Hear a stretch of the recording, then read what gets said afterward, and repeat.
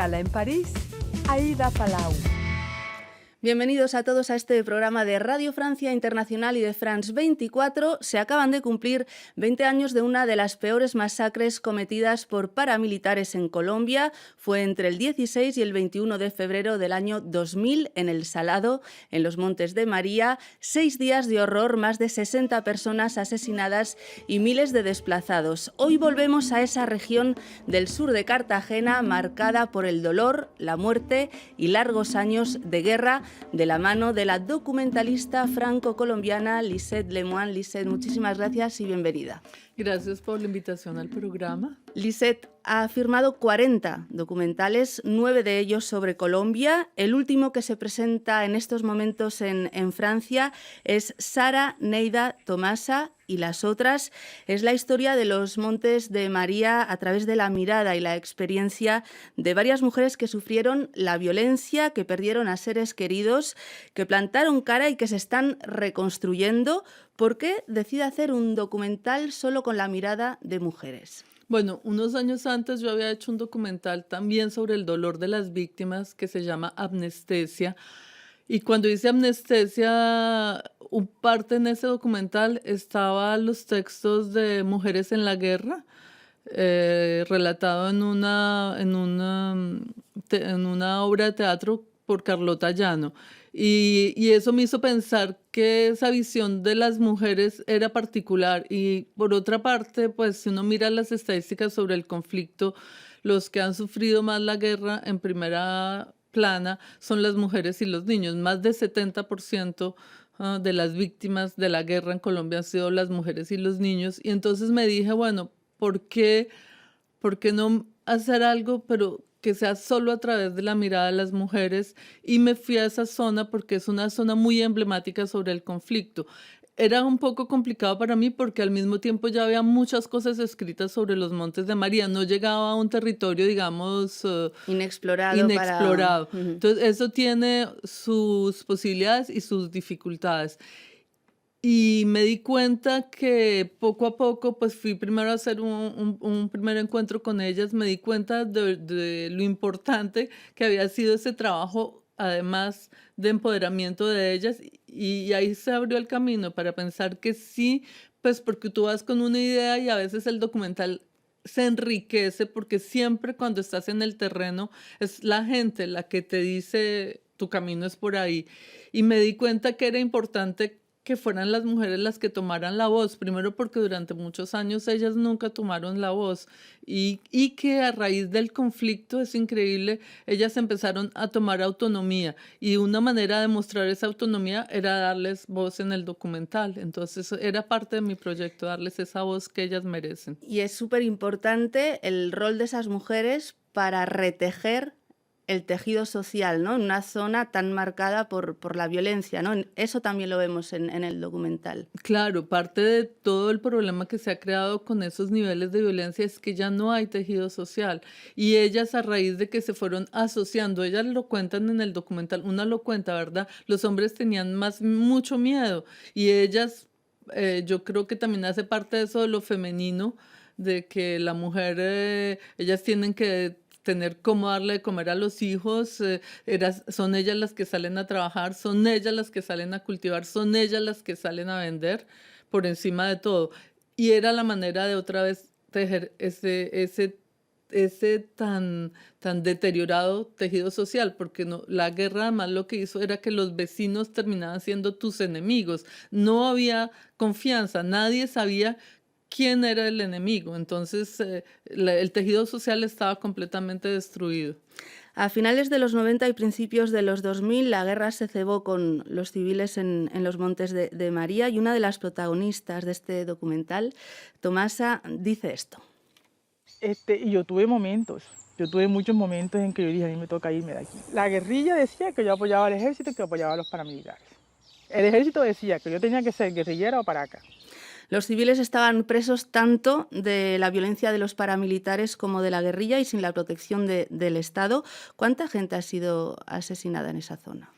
En esa zona ha sido asesinada más de unas 3.000 personas, y en esa zona, como en la zona del Urabá en Colombia, que no es muy lejana de esa zona, han sido las zonas donde ha habido más desplazamientos de personas. Los Montes de María, unas 300.000 personas fueron desplazadas durante todo este periodo. Hay que recalcar, y yo creo que en eso Tomasa tiene razón, el problema de esa tierra, primero, es una tierra que es muy rica, y todo se centraba en el poder de la tierra. Yo quiero que pongamos eso como un punto importante de todo este proceso que ha habido de esa guerra. Lo que ha producido es la concentración de la propiedad de la tierra. El punto álgido en Colombia, y eso desde los años 50, ha sido el problema de la tierra, de la posesión de la tierra. Uno de los momentos que marcó la historia de los Montes de María fue la matanza del Salado, marcó un antes y un después, sin duda. Nancy, vecina del Salado, recordaba esos días fatídicos de febrero de 2000. La escuchamos. Uno de los que están aquí son guerrilleros. Entonces dijo, no, pero nosotros aquí venimos a cumplir un objetivo y tenemos que... Nuestro objetivo es matar.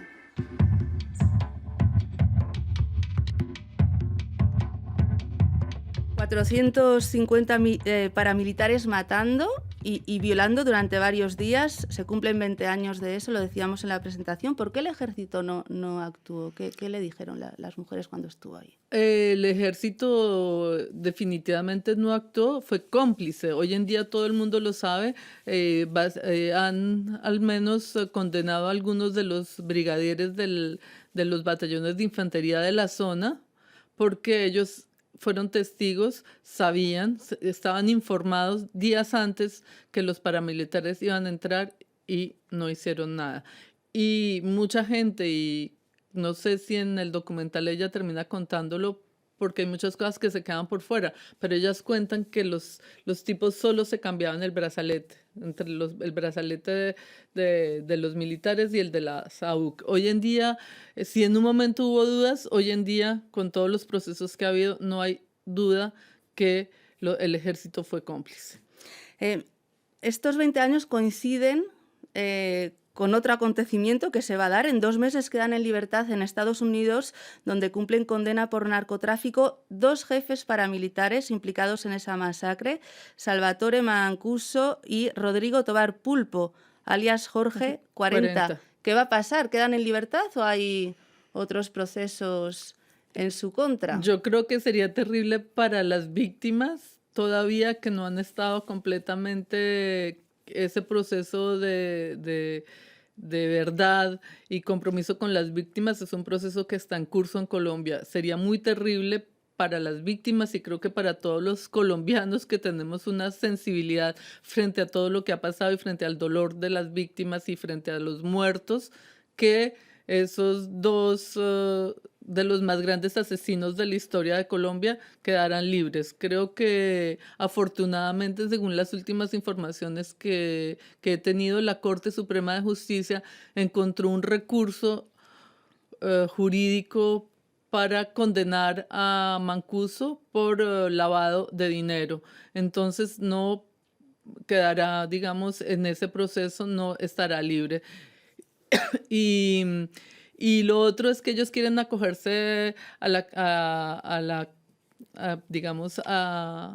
JEP. A la JEP, y la Comisión de la Verdad está, digamos, viendo si ellos, digamos, podrían testimoniar. Creo que va a ser imagino que yo no estoy, como dicen, pues no sé, pero pienso que será una gran discusión de los que trabajan en la Comisión de la Verdad para saber si les van a poder dar la palabra. Creo que hay un recurso porque ellos podrán testimoniar como testigos porque financiaron en un principio, antes de ser realmente directamente asesinos, porque si no los paramilitares no entran a ser juzgados por la JEP.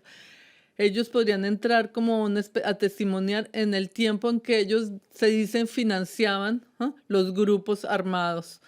Entonces ahí hay un recurso. Quizás podría ser interesante también esos testimonios porque creo que Mancuso está dispuesto a contar los lazos de los paramilitares con muchos estamentos del ejército. Creo que también debe haber mucha gente que no quiera que se haga ese proceso. Otras personas, sobre todo por Jorge 40, que en el momento que se acogió a la Ley de Justicia y Paz, él no fue muy allá en lo de los testimonios y por eso cancelaron su proceso. ¿Quién dice que hoy en día él sí va a decir la verdad y va a ir al fondo de lo que ellos saben y de las conexiones que ellos conocen muy bien? Me hablaba antes del problema de la tierra. Mucha gente abandonó sus tierras durante esos años de tanta violencia, la malvendió a terratenientes que luego las volvió a vender muy caras. ¿Los campesinos que han querido volver pueden recuperar sus tierras o no? Los campesinos, bueno, hay la ley de restitución de tierras que ha sido, que es un buen instrumento, pero todo el proceso de restitución de tierras ha sido muy lento. Leía el otro día, imagínate, más del 13% de esa tierra fue expoliada del territorio colombiano, fue expoliada a esos campesinos. De esos 8 millones de hectáreas que le fueron expoliadas a los campesinos durante todo este periodo de violencia por varios medios, ¿verdad? Por intimidación, porque se vieron obligados a venderla, porque la abandonaron y entonces alguien vuelve, se instala, la vende. En Colombia el proceso nomás de legalización de la tierra es muy complejo, entonces muchos de esos campesinos no tenían escriturada la tierra. Entonces ese proceso de restitución de tierras ha sido muy lento. Y creo que de esos 8 millones de hectáreas no se han restituido sino el 10%. En los Montes de María el proceso ha sido un poco más ejemplar porque el gobierno quería mostrar que sí estaba haciendo su trabajo, pero he leído, por ejemplo, que en zonas enteras, por ejemplo, del Cauca y todo esto, no han entrado la gente a restitución de tierras porque el territorio está tomado por los grupos armados. Sí, porque hay que recordar, gracias Lisette Lemoine por esta entrevista, hay que recordar que aún siguen intimidando y matando a líderes sociales y campesinos. Muchísimas gracias Lisette Lemoine por haber venido hasta nuestros estudios para hablarnos de este documental Sara, Neida, Tomasa y las otras. Sí, muchísimas gracias por la invitación al programa. Quería recordar una frase de un gran documentalista chileno, Patricio Guzmán, que dice que un país sin cine documental es como una familia sin álbum de fotos, un país con una memoria blanca. Creo que es importante hacer ese trabajo de memoria y sobre todo en un país como Colombia. Les agradezco mucho la invitación a este programa. Muchísimas gracias de nuevo y muchísimas gracias a todos ustedes. Ya saben que nos pueden seguir por internet en rfimundo.com y en france24.com. Hasta pronto, amigos.